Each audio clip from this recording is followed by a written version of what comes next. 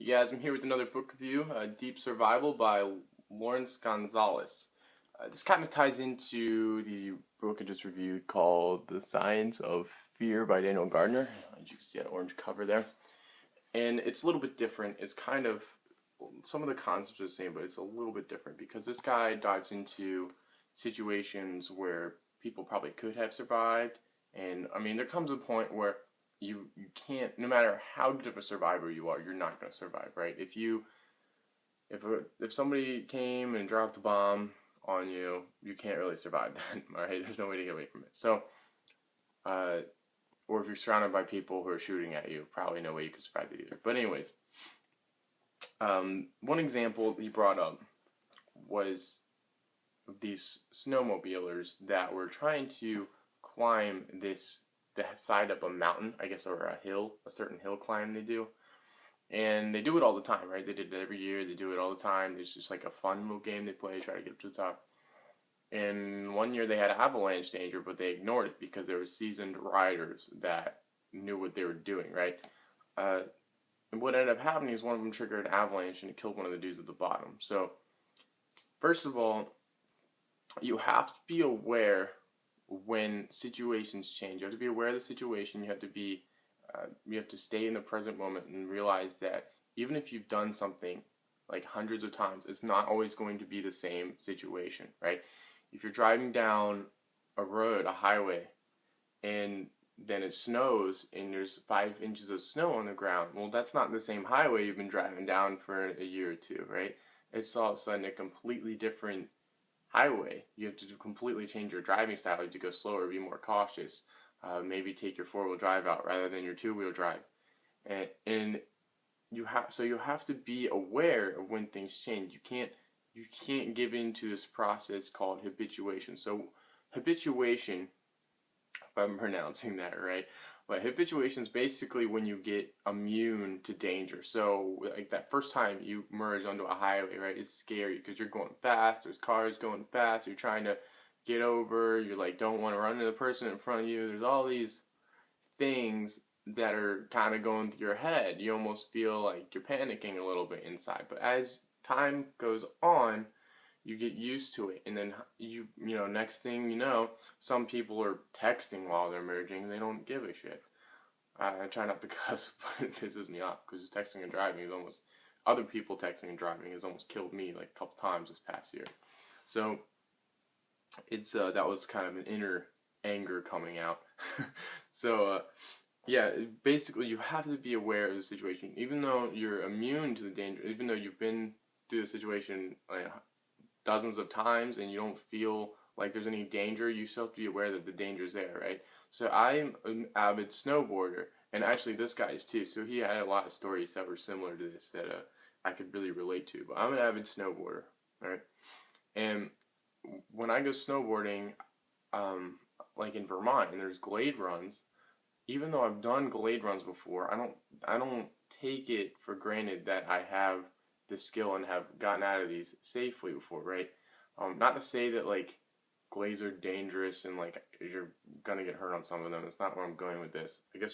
But where I'm going with this is each time is gonna be different, right? If I go to Vermont in like, if I went this year and the snow was really good, right, and I go again next year, the snow is really good, and these runs are safe in J Peak or Smuggler's Notch, whatever, and I go the following year, didn't snow as much, well, what my instinct's going to tell me is, well, I've done these before, you know, it's not a big deal.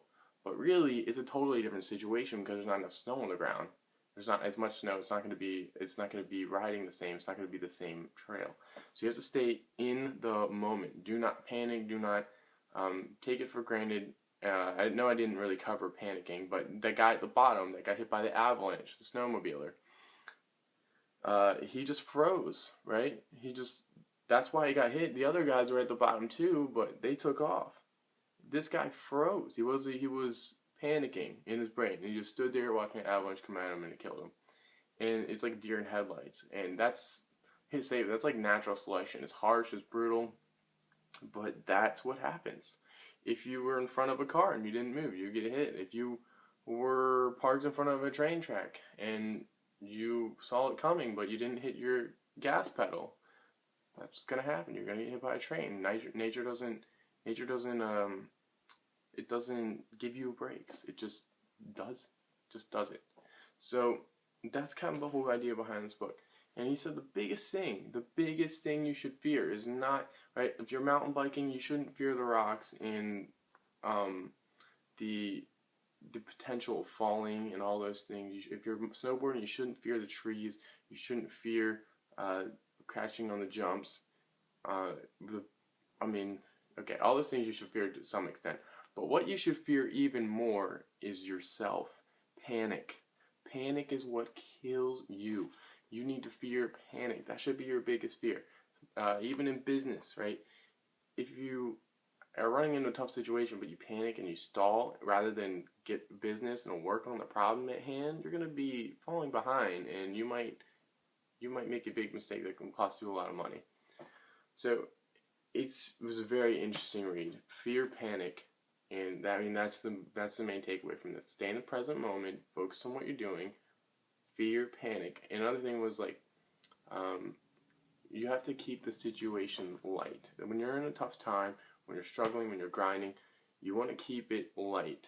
So what I mean by that is have jokes, have some fun, laugh it off, because that's what's going to keep your mind straight. If you go down the road of stressing out and freaking out, then you're already defeated, right? If you're stressing about this and you're letting your mind get to you, you're already defeated. I know I read this book called Unbroken. It's down here. Some of you might have read this. It's about his name was Louis, I forget his last name, but he was basically stranded on a raft for like 43 days.